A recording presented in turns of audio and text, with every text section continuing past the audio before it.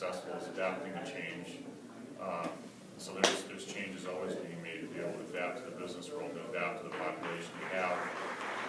But at the same time, staying with, keeping the same values that keep us successful. So, those items have to still be aligned. The values have to be there.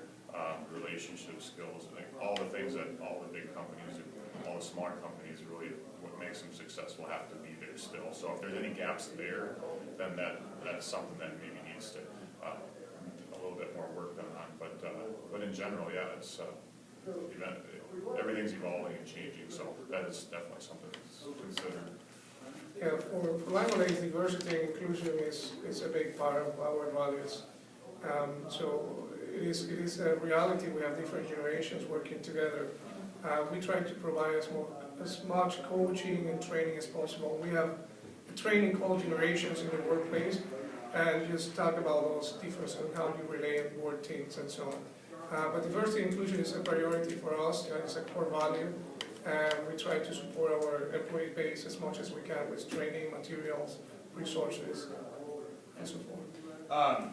Obviously, I'm a millennial myself, and we also have the generations training at General Mills. Very helpful, very eye-opening to see. But I think what actually helps kind of bridge that gap is the overall company culture and this embracing of our company values, nourishing lives, but ultimately just this philosophy of work-life balance. And so that helps bridge a lot of those gaps.